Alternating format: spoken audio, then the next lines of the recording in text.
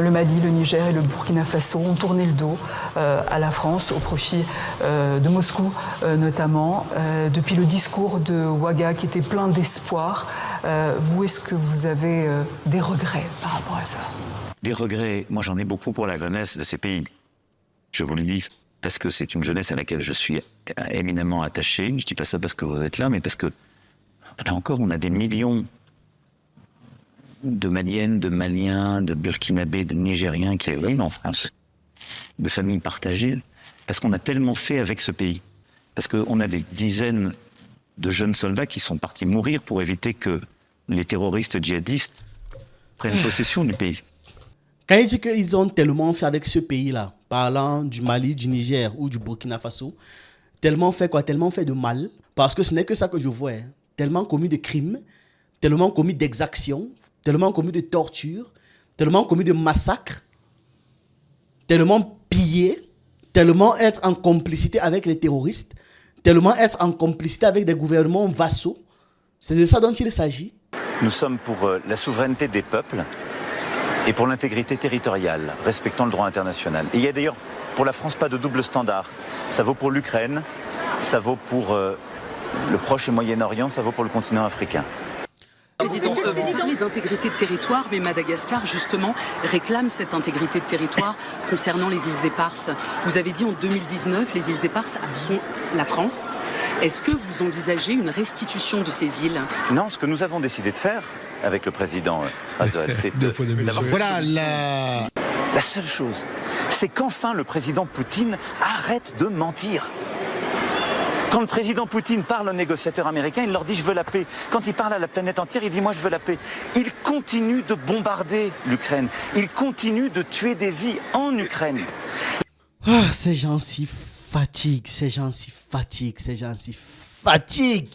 Il le dit avec une telle conviction qu'à un moment donné, vous avez vraiment l'impression que c'est Poutine qui ment. L'Ukraine fera tout ce que ses partenaires exigent. C'est énorme cette phrase. Absolument. Tout, c'est quoi tout? Non? Pourquoi non? Vous savez ce que ça veut dire? C'est dire que les Américains ne sont pas des partenaires. Là, ils s'adressent aux Européens, ils s'adressent aux Canadiens, aux Australiens, aux Sud-Coréens, Emmanuel Macron qui à vient de tous nous répondre à ceux l'instant. qui sont du bon côté de l'histoire. Vous réalisez que dans la narration des pays occidentaux, pour eux, ils sont toujours du bon côté de l'histoire. Ils n'ont jamais été du mauvais côté. Je ne sais pas si vous remarquez ça. Est-ce que vous avez vu une seule fois, où les Européens ont été du mauvais côté de l'histoire? De toutes les histoires, peu importe l'histoire, même les histoires qui ne les concernent pas, ils sont du bon côté. À un moment donné, il va falloir se poser les bonnes questions. Hein. De quelle histoire est-ce qu'ils sont en train de parler? Dans cette vidéo réact, vous allez écouter un discours hypocrite de la part d'Emmanuel Macron.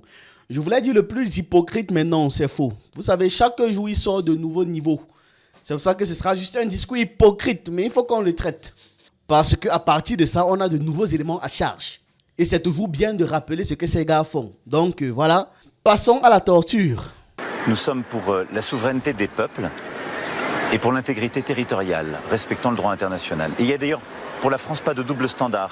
Ça vaut pour l'Ukraine, ça vaut pour le Proche et Moyen-Orient, ça vaut pour le continent africain.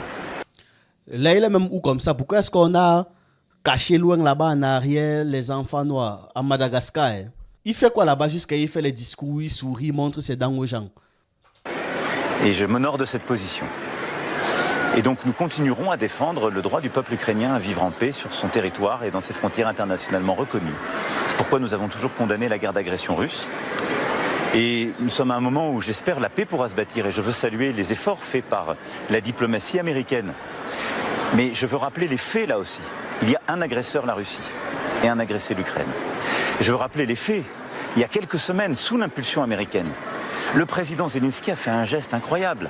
Il a dit « Je suis d'accord pour un cessez-le-feu inconditionnel ». La seule chose que nous avons à faire, la seule chose, je l'ai redit au président Trump que j'ai eu il y a 2 jours nuitamment, la seule chose, c'est qu'enfin le président Poutine arrête de mentir.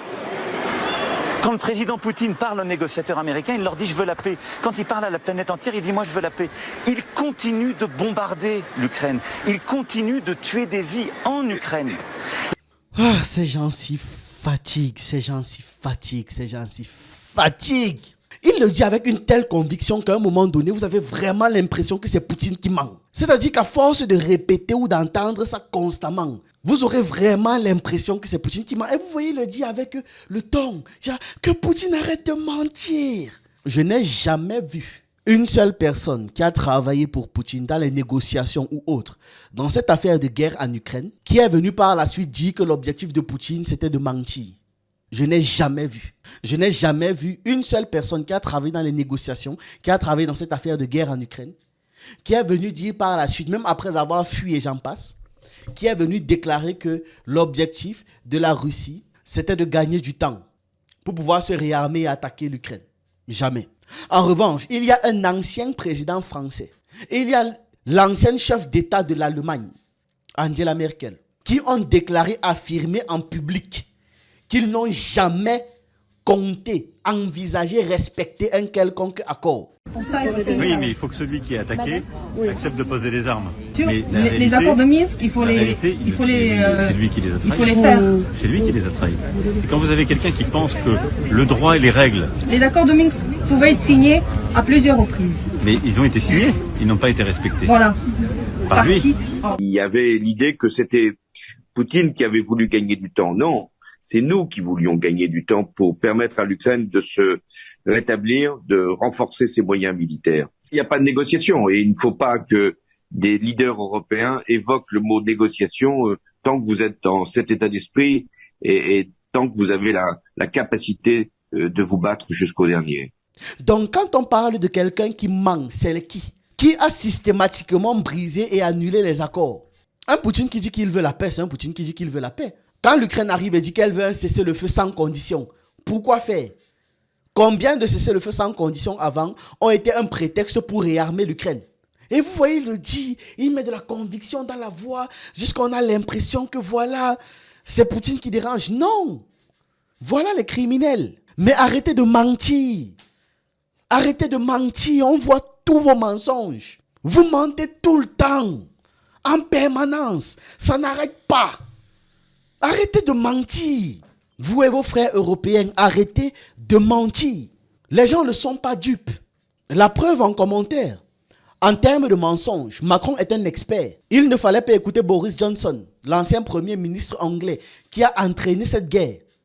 Voilà les menteurs là-bas. Un autre explique, voilà la logique. Il ne peut pas y avoir un cessez-le-feu inconditionnel.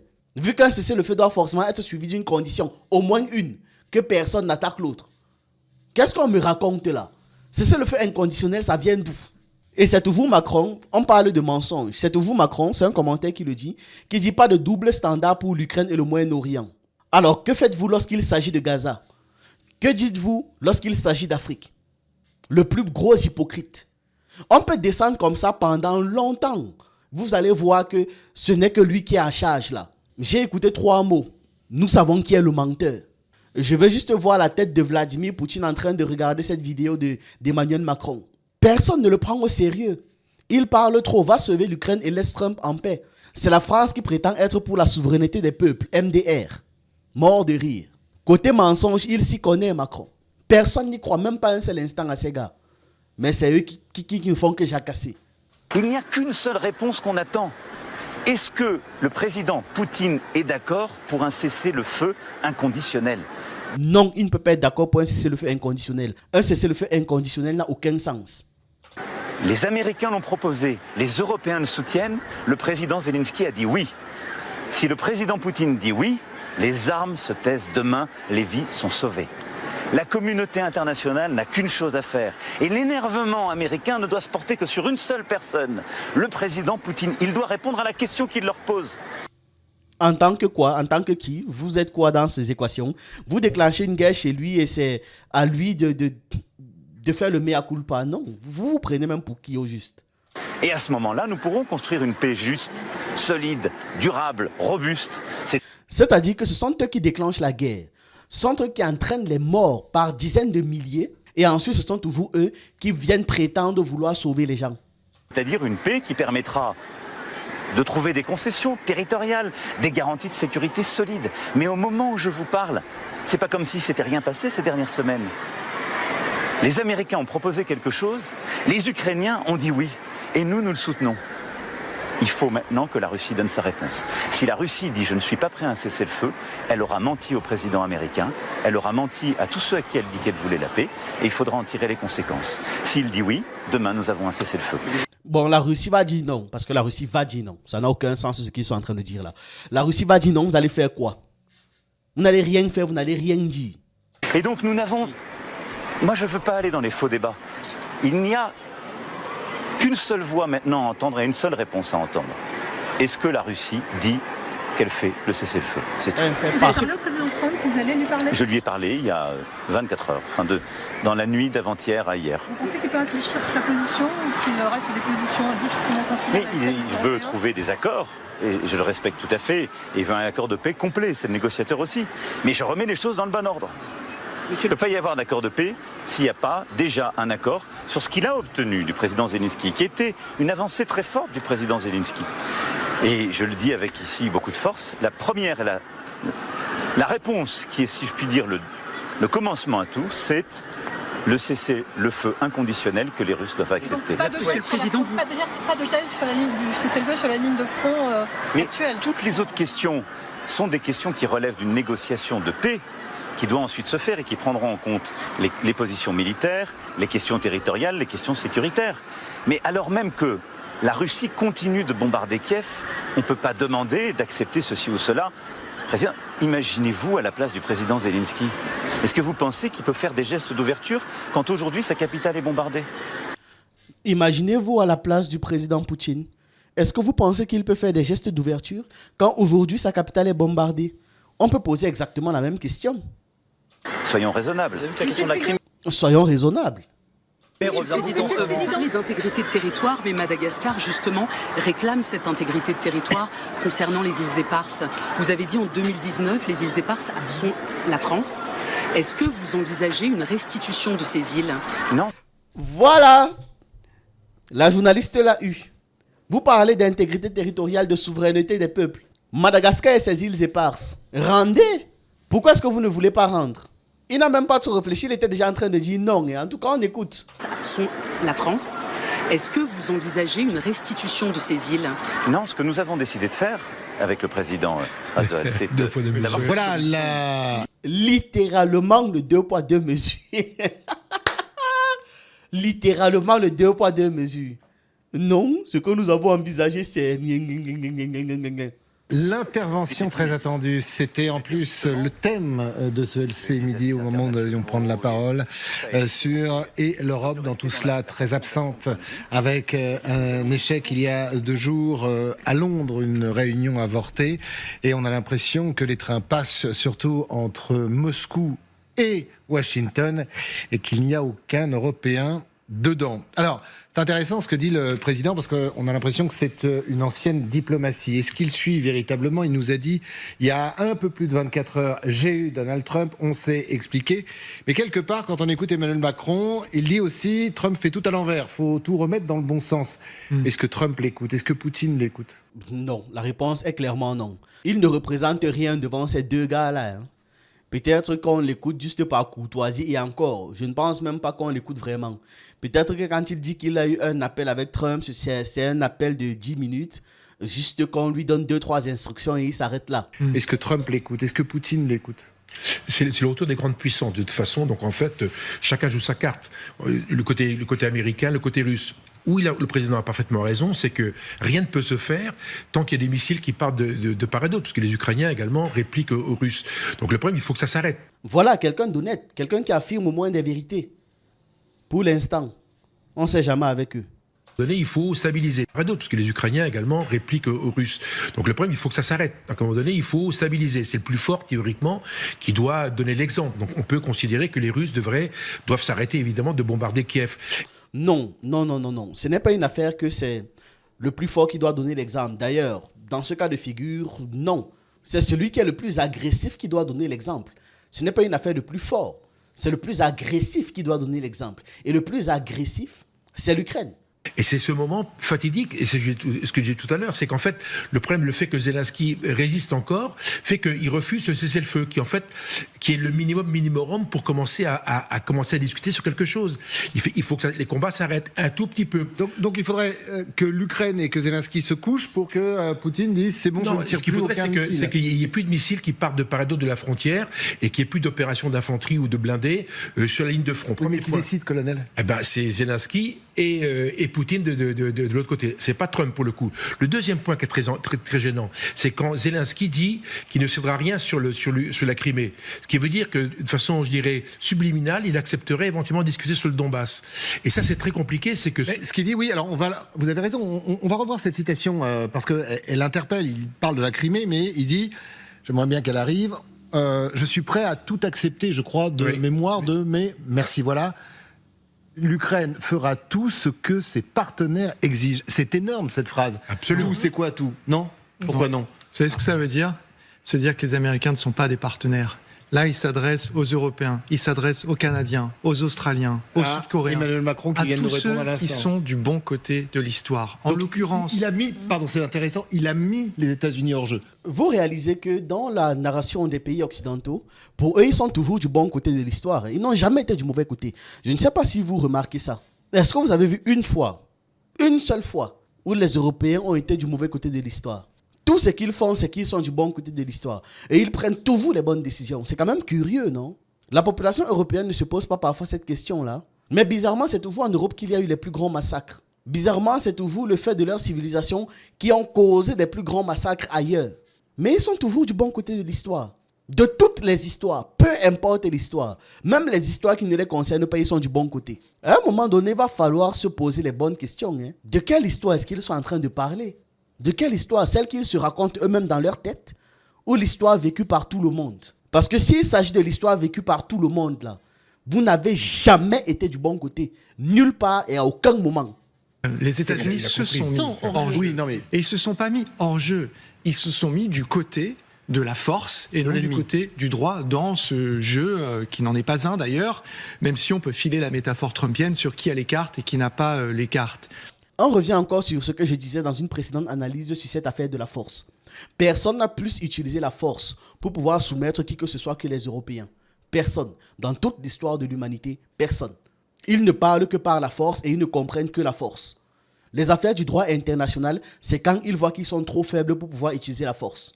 Et cette rhétorique est reprise comme ça en continu. Parce que ce monsieur qui est éditorialiste international se contente de rajouter le narratif au narratif. Le pire, c'est qu'il est convaincu d'être dans le vrai. Sur les propos d'Emmanuel Macron, qu'est-ce que c'est fort, qu'est-ce que c'est beau, qu'est-ce que c'est juste qu'il dit, mais qu'est-ce que c'est tardif. Mais surtout, qu'est-ce que le monde n'en a rien à foutre et qu'est-ce que ça ne va absolument rien changer à la situation. Qu'il le disait tôt, tard, peu importe quand. De toute façon, la France n'a rien à foutre là. La France n'a aucun poids dans cette guerre. Elle sait juste blablater, c'est tout. Que ce soit tardif, todif, ça n'aurait rien changé. Et personne n'en a rien à foutre de ce que Macron dit. Et le pire, c'est que ce sont les déclarations d'un des plus grands menteurs de cette planète. Mais qu'est-ce que c'est tardif ? Qu'est-ce que c'est tardif ? Vous utilisez à juste titre la métaphore du train. Effectivement, il est sur le quai de la gare et il dit des choses magnifiques. Mais il les dit depuis alors Madagascar, c'est voilà, hasard du calendrier, déplacement du président. Mais on est 24 avril 2025. Il faudrait que ces Fenwick ici répondent un peu à la dernière question de la journaliste au sujet de Madagascar. Il parle de la souveraineté des autres, d'à quel point l'Europe doit se mobiliser pour défendre la souveraineté des Ukrainiens. On lui pose la question sur Madagascar, il bifurque. Là, c'est un non. Et c'est lui qui parle de souveraineté. Qu'est-ce que tu trouves même beau dans son discours teinté d'hypocrisie, versé d'hypocrisie? C'est même pas une teinture, ça. Peut-être que ce monsieur aussi, c'est un hypocrite sans nom, un révisionniste sans nom. Que oui, mais le hasard fait qu'il se retrouve à Madagascar. C'est même pas le hasard. Il n'y a pas de hasard en négroculture. C'est même ce qu'il fallait. Il s'est retrouvé à Madagascar en train de faire ce genre de déclaration. On lui a posé la question, mais les îles éparses de Madagascar, vous parlez de souveraineté. Comptez-vous rendre la souveraineté? Non. Il n'y a pas quelques secondes avant, il était en train de dire à quel point il veut la souveraineté des peuples. C'est quoi? Quand ça concerne l'Afrique, ça ne compte pas. qu'ils ne sont pas dans le double standard, qu'ils sont dans la souveraineté du peuple. J'aimerais savoir quand dans l'histoire de la France a été dans la souveraineté des peuples africains. Leur discours ces derniers temps, c'est de dire que la France ne veut plus imposer un quelque modèle en Afrique, que la France soutient la souveraineté des pays africains, que la France veut renforcer ses relations avec l'Afrique, qu'on commence à parler d'égal et égal. C'est ça même.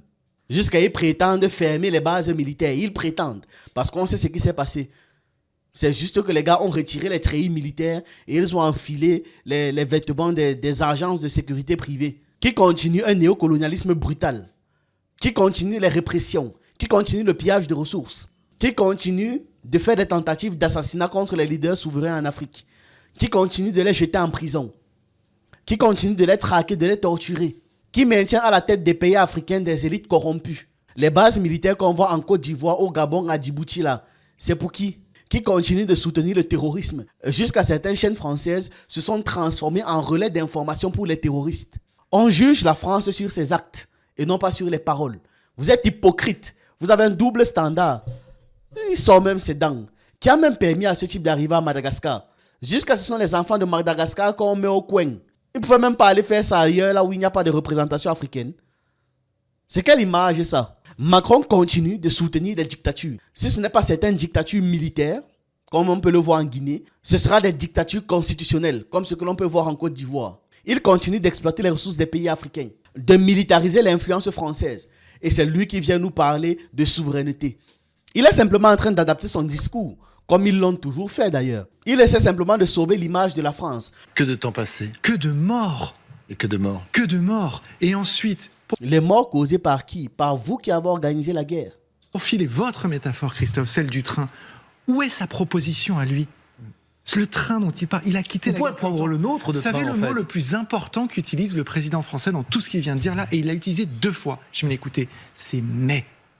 Parce qu'il dit « je salue la diplomatie américaine, je salue les efforts du président américain, mais ». Ça veut dire quoi? Ça veut dire que tout ce qu'il vient de dire, en fait, c'est cette préposition, elle sert en fait à nier, à anéantir, à annuler tout ce que vous venez de dire. Oui, les vies humaines se valent, mais en fait, les vies humaines ne se valent pas. Exact. Les efforts diplomatiques américains sont formidables, mais les efforts diplomatiques américains sont catastrophiques. Ça me rappelle un sage qui nous disait que peu importe ce qu'on te dit, dès qu'on a mis « mais », il faut annuler tout le reste. Quelqu'un vous dira, vous êtes une personne géniale, vous avez beaucoup fait pour nous. C'est grâce à vous que je suis en arrivé là. Sans vous, je n'aurais pas réussi, mais... Vous sentez déjà le danger venir. Donc, tout ce qui précède le « mais » n'a aucune valeur. On doit retenir ça. C'est simplement l'habillage pour ne pas que vous le preniez trop mal. Mais ça n'a aucune valeur. Proposition forte du président français et de l'Europe aujourd'hui. Et de l'Europe aujourd'hui, on peut en parler. Où sommes-nous? Qu'est-ce qu'on fait? Parce que on écoutera tout à l'heure, vous allez voir le porte-parole du Kremlin qui, à juste titre, peut-être se moque un peu de nous et du fait que, pour le coup, on n'est même pas encore arrivé à la gare pour prendre le train. Oui, on a bien vu d'ailleurs que, on en parlait tout à l'heure, la réaction européenne est complètement inaudible. C'est un silence quasiment assourdissant, à part Madame Kaja Kallas qui a dit quelques paroles, je dirais, assez traditionnelles et évidemment un peu moralisatrices, mais qui montrent aussi l'incapacité de l'Europe à réagir et à exprimer une position véritablement solide.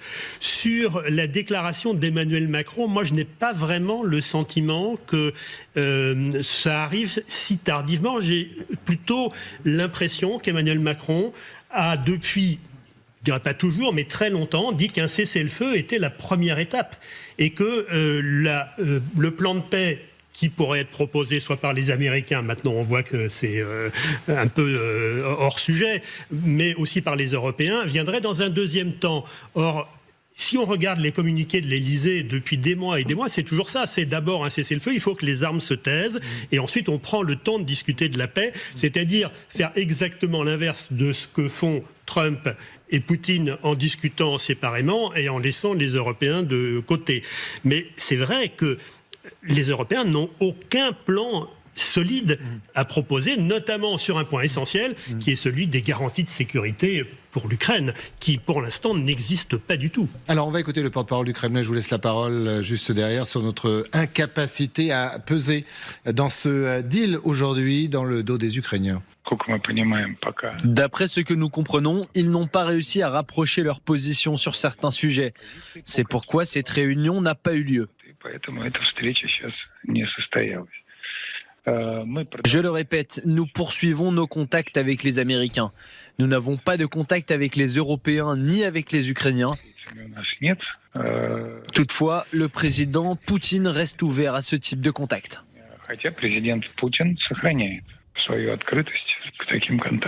Le message est clair. Hein? Là, c'est pour l'instant, les Européens et les Ukrainiens sont en train de s'agiter. Ils s'agitent. Bon, comme ils n'arrivent pas à se mettre d'accord, on attend, on continue de travailler. Vous voyez, ils n'arrivent pas à se mettre d'accord. Mais c'est Emmanuel Macron qui vient dire que c'est Poutine qui ment. C'est Emmanuel Macron qui vient prétendre que c'est la Russie qui ne veut pas l'accord. On parle de 2 grands blocs plus les États-Unis. Je parle de l'OTAN, l'Union européenne, plus les États-Unis avec l'Ukraine n'arrivent pas à se mettre d'accord. 2 grands blocs avec 2 pays. Ils n'arrivent pas à se mettre d'accord. En attendant, la Russie en mode, ok, attendons voir. Peut-être que quand ils vont finir de se mettre d'accord, on pourra négocier. Et vous voyez un gringalet, un gars agité, venir courir comme ça, prétendre que c'est la Russie qui ne veut pas la paix. Après que les mêmes blocs ont empêché toute possibilité de négociation de paix à plusieurs reprises dans le passé. Alors Dmitri Peskov faisait référence à cet échec à Londres qui devait réunir tout le gratin et les alliés avec les Américains de l'Ukraine. Adina Revol. On parle beaucoup, on se réunit beaucoup, mais on agit peu. Mais justement, c'est ça le problème. On commente depuis le 20 janvier toutes les réunions à Moscou, à Paris, à Londres, et derrière, il ne se passe rien. Ils ont moins l'honnêteté de l'admettre. Depuis le début, ils font que bavader, mais ils n'agissent pas. Ils passent le temps à commenter, comme elle dit. Ah oui, mais la Russie a fait ça, les États-Unis ont fait ça, l'Ukraine a fait ça, c'est pas normal. Notre avis, c'est ceci, notre avis, c'est cela. Mais personne n'agit. Il y a l'autre suceur là sur le plateau qui disait oui, ce que Macron disait c'est beau, mais il n'a rien proposé. C'est un fait. Il a beau être un suceur, il faut quand même qu'il admette certaines évidences. Il ne peut pas y avoir de paix juste et durable, parce qu'on parle beaucoup de paix juste et durable, sans la défaite sur le champ de bataille de Vladimir Poutine. Parce que, ce qu'a dit le président Macron, on a un agresseur et un agressé. Et l'agressé, c'est l'Ukraine, et l'agresseur, c'est Vladimir Poutine. Elle part du principe que bon, si l'Ukraine perd, s'il y a défaite militaire claire de l'Ukraine, ce qui va se passer, c'est qu'à un moment donné ou un autre dans l'histoire, ils vont se relancer. C'est ça l'idée. Mais elle ne se dit pas que potentiellement, ça peut être la même chose pour la Russie. Admettons le scénario farfelu où la Russie perde, ce qui est très loin d'être la vérité, qui est même très loin d'être potentiellement la vérité, mais admettons-le pour les besoins de la vidéo.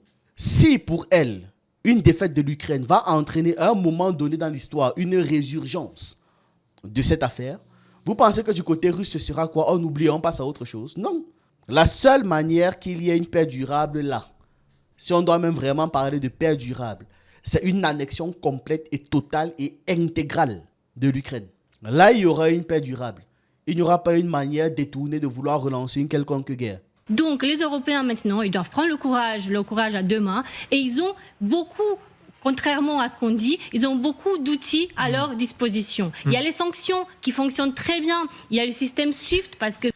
Vous parlez de quelles sanctions qui fonctionnent très bien? Les sanctions qui fonctionnent très bien, mais qui ont fait quand même que la Russie devienne 4e puissance économique mondiale. C'est ça même. Poutine, il est pris à la gorge, son économie est prise à la gorge. D'ailleurs, les Américains, ça fait partie du deal avec les Européens. Lever les sanctions sur la Russie. Lever les sanctions sur SWIFT. Donc les Européens, ils ont tenu, ils ont été unis sur ce point-là. Mais il faut avoir le courage. Mais Adina, pardon. Oui. Je vous laisse finir. C'est pire ce que vous dites. C'est-à-dire qu'on n'aurait pas les moyens. Mais on a les moyens. C'est pas de notre faute. Oui. On a les moyens et donc on fait rien. C'est pire. Le réquisitoire, il est terrible. Non, on fait. Ah, si. Non, parce qu'en fait. Si. Moi, Vous voyez, on est deux à dire oui. Non, parce qu'en fait, les Européens, vous savez, on dit beaucoup, les Américains, ils ont beaucoup donné depuis le début de la guerre. Mais en réalité, les Européens, ils ont donné plus, y compris en matière militaire. Il y a un domaine où les Européens sont en difficulté, c'est le renseignement. Et c'est ça qui est crucial aujourd'hui. Donc en fait, si vous voulez, aujourd'hui, on est à un moment de, je dirais, de vraiment année zéro de l'Union européenne. Mais madame, ce que tu veux négliger là, c'est ça la guerre. La guerre, c'est deux choses. Le renseignement et la logistique, du moins l'information et la logistique. C'est ça qui fait la guerre. Celui qui n'a pas d'information, vous pouvez même être 1 milliard. On va vous massacrer si vous n'avez pas d'information. Ensuite, vous avez l'information, mais vous n'êtes pas capable de déplacer 400 soldats. Vous perdez aussi la guerre. Vous n'êtes pas capable de nourrir ces soldats. Vous perdez la guerre. Vous n'êtes pas capable d'approvisionner ces soldats, peu importe en quoi. Nourriture, armes, vêtements, protection, soins. Vous perdez la guerre. Ce qu'elle veut négliger, c'est ça le cœur de la guerre. Le cœur de la guerre, ce n'est pas d'avoir des armes. Le cœur de la guerre, c'est d'avoir la logistique et l'information. Admettons que vous ayez même toute la logistique du monde. Vous êtes capable, disons, de déplacer 100 000 personnes. Les mobiliser un peu de partout. Si vous n'avez pas l'information sur les routes qui sont piégées, les routes qui ne sont pas piégées, vous n'allez pas y arriver. Donc, ce qu'elle veut négliger, c'est le cœur de la guerre. Parce que c'est notre liberté qui se joue en Ukraine. Parce que si on va geler le front sur 2000 km, c'est Paris-Budapest. Est-ce que vous pensez que 10 000 soldats français de maintien de la paix vont tenir ce front? C'est pas possible. Je crois qu'on les a même pas, les 10 000. On les a même pas. Donc, il faut que Vladimir Poutine, dont l'économie va mal, parce que c'est pour ça qu'il veut normaliser les relations avec les États-Unis. Donc, il faut le prendre à la gorge encore plus. Il faut que les sanctions soient renforcées. Et puis, il faut renforcer l'aide militaire. Alors, qui peut expliquer à cette dame que l'économie des sanctions n'a jamais marché? Qui peut lui expliquer? Parce que je suis fatigué.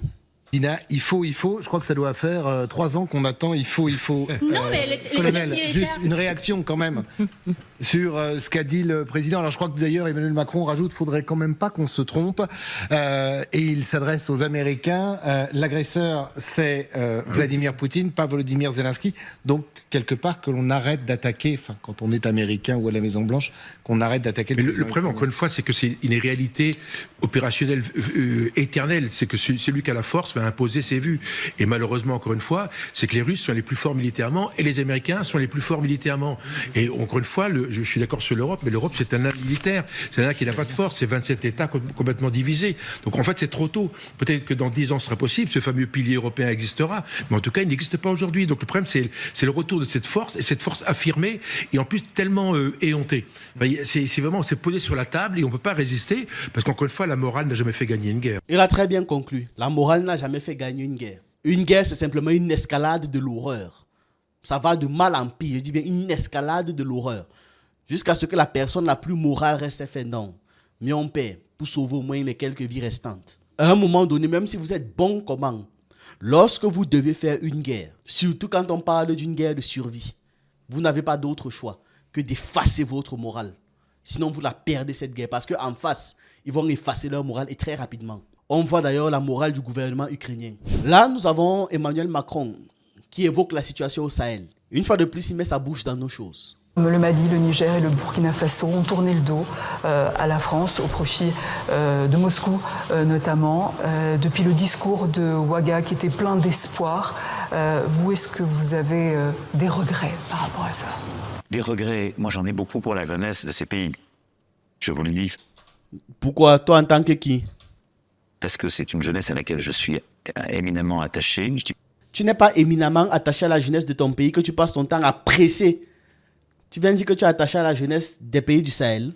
Parce que c'est une jeunesse à laquelle je suis éminemment attaché. Je ne dis pas ça parce que vous êtes là, mais parce que, là encore, on a des millions de Maliennes, de Maliens, de Burkinabés, de Nigériens qui arrivent en France, de familles partagées, parce qu'on a tellement fait avec ce pays.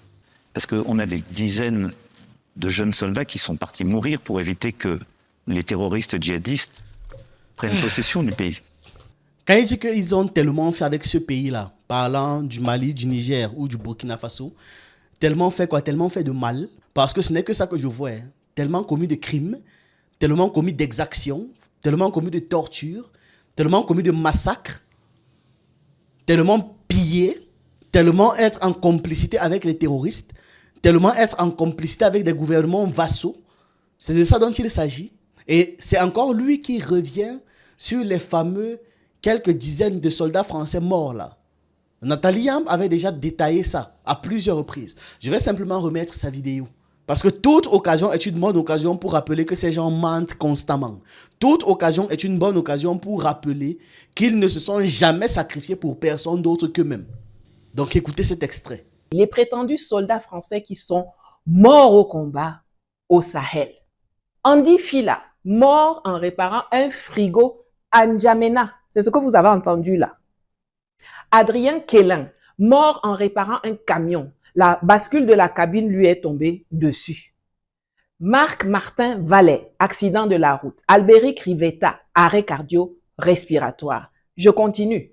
Alain Bertoncello et Cédric Pierrepont, morts lors d'une opération pour sauver des otages français, sud-coréens et américains au Burkina. Aïe! Est-ce que c'est ça qu'on vous avait envoyé faire? Il y a aussi tous ceux à qui la France elle-même a dénié le statut mort pour la France. Ils sont 6. Chéou Nelson, arrêt cardiaque. Karim El Arabi, accident de la route.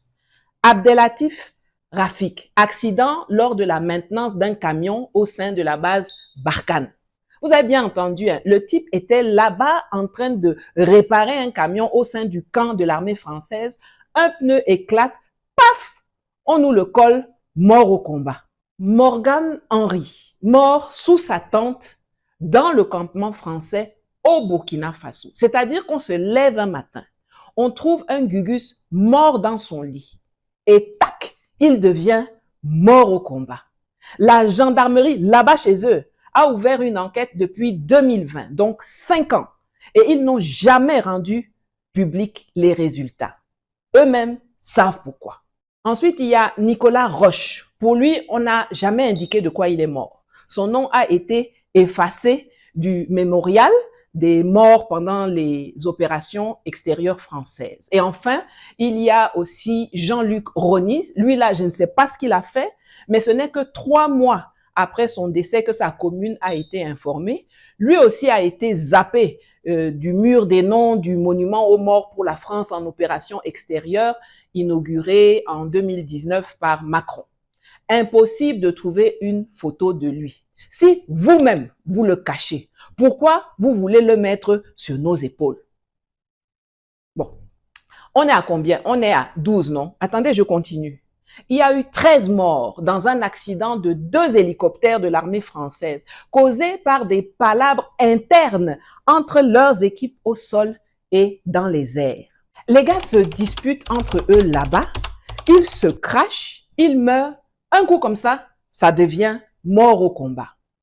12 plus 13, ça nous amène à 25.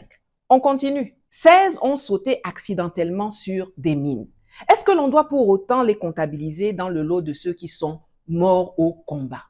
Je pense qu'à cet instant, il est bon de rappeler aux Français les 11 millions de mines qu'ils ont plantées en Algérie entre 1956 et 1959 et dont ils ont refusé de dévoiler l'emplacement jusqu'en 2007. Ces mines-là ont tué et estropié plusieurs milliers de personnes, principalement des enfants. En mars 2023, un enfant de 6 ans est encore mort en sautant sur une mine française en Algérie. Est-ce qu'on peut dire que ce petit garçon et toutes les autres victimes civiles algériennes sont morts au combat? Si on ne le dit pas, alors on n'acceptera jamais de dire que les Français qui ont sauté sur les mines, que leurs supplétifs terroristes sont allés cacher au Sahel, sont morts au combat. Pour la fin, je vous ai gardé la cerise sur le gâteau. Thomas Guibault, Baptiste Truffaut, tous les deux tués par d'autres soldats français. Ils se trucident entre eux, ça devient notre problème. Si c'est pas la malchance, ça.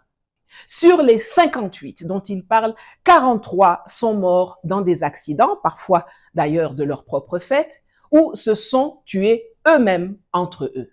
Il en reste 15 qui sont morts pour la France et pas pour le Mali ni pour aucun autre pays de l'AES. La prochaine fois qu'ils vous bassinent avec leurs 58 soldats morts au combat au Sahel, n'hésitez pas à leur répondre en copiant le lien de cette vidéo.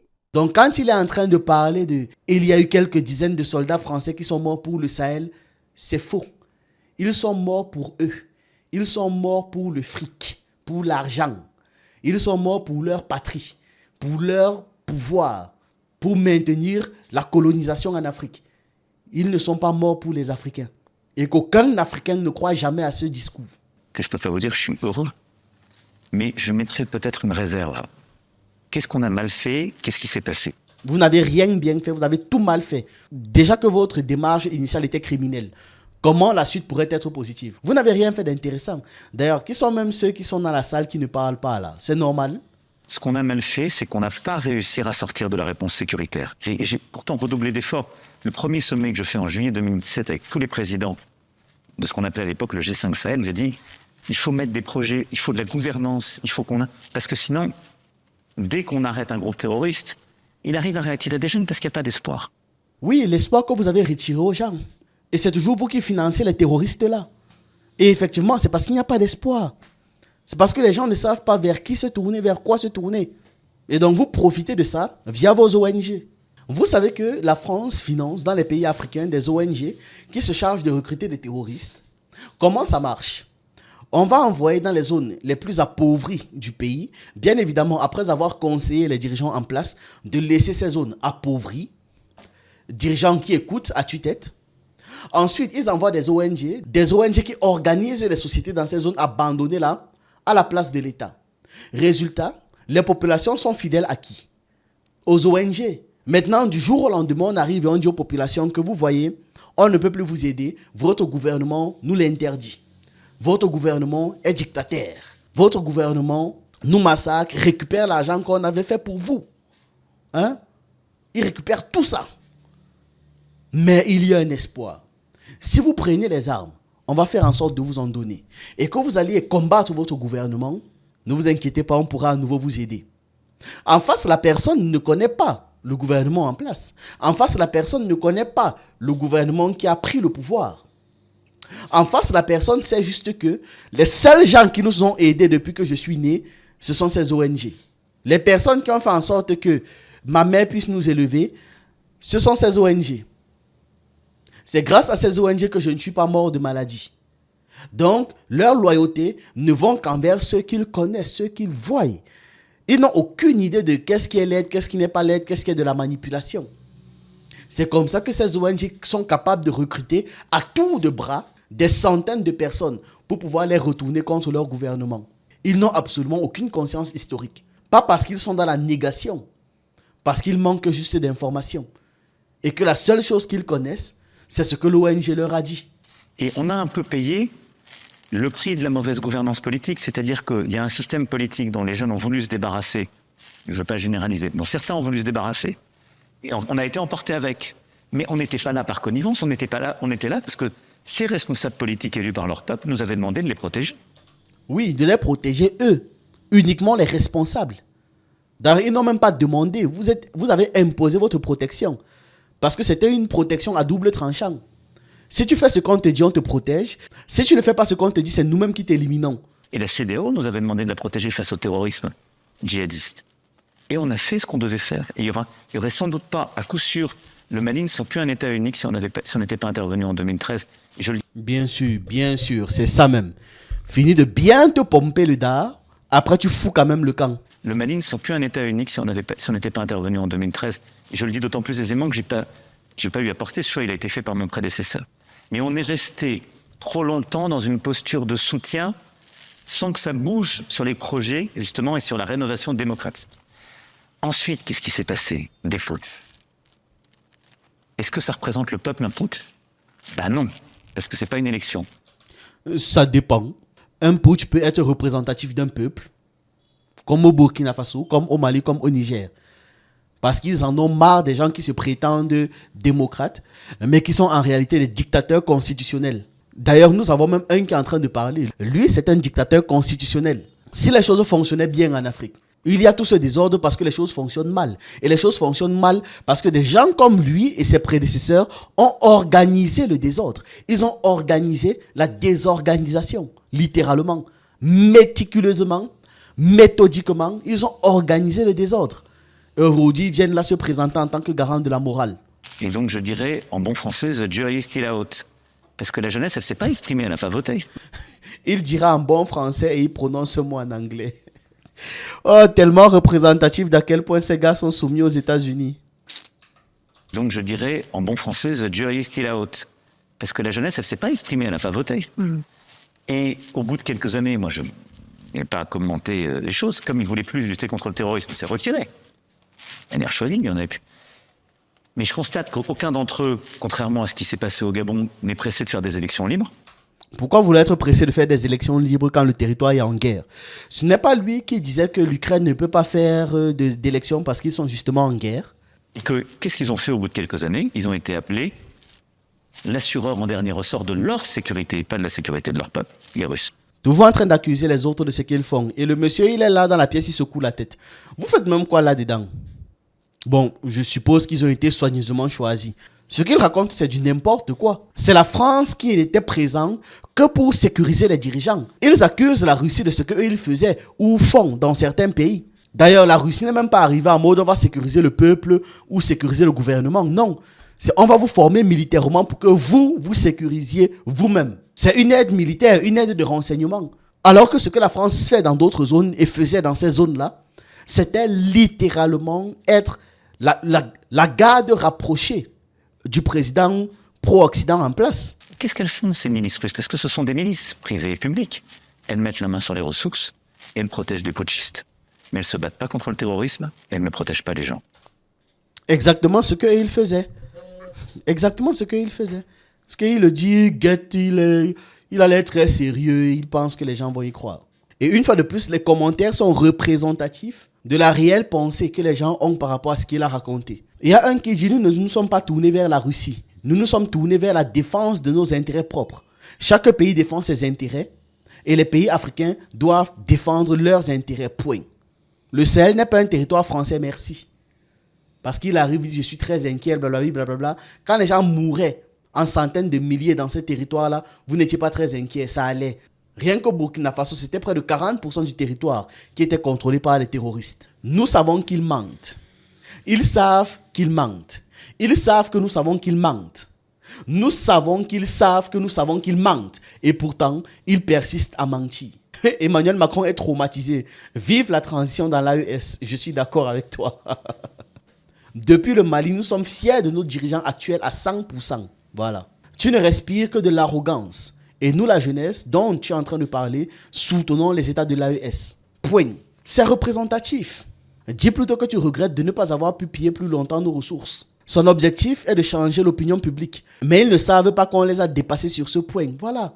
Il dit que ce n'est pas la jeunesse qui a choisi les dirigeants actuels de l'AES, mais qui s'est mobilisée au Niger pendant des jours et des jours, en attendant le départ de l'ambassadeur français, qui s'est relayé pour faire la veille citoyenne. Tu penses qu'un gouvernement qui n'est pas soutenu par sa population, qui n'est pas soutenu par sa jeunesse, aurait eu un tel soutien? Est-ce que le gouvernement Bazoum avait déjà eu une telle mobilisation de la population? Si ce n'est quelques gens qu'on peut payer pour venir acclamer le président quand il descend de l'avion. Est-ce que les anciens gouvernements du Burkina Faso ont déjà reçu de tels soutiens? Même chose pour les anciens gouvernements du Mali. Mais aujourd'hui, ils l'ont. Quelle meilleure preuve de validation que le soutien populaire? Les urnes, ça peut se truquer. D'ailleurs, vous passez votre temps à truquer les urnes. Aujourd'hui, vient parler de démocratie. N'importe quoi. Si le gouvernement malien ne luttait pas contre le terrorisme, comment Kidal a-t-il été libéré? Pourquoi est-ce que le terrorisme recule alors? Jusqu'à ce sont les terroristes qui appellent à l'aide. Comme par hasard, ils ne parlent jamais de la Guinée. Bref, voilà, c'était tout pour cette vidéo. Dites-moi ce que vous en pensez en commentaire. J'attends vos avis, vos analyses et on se retrouve une prochaine fois.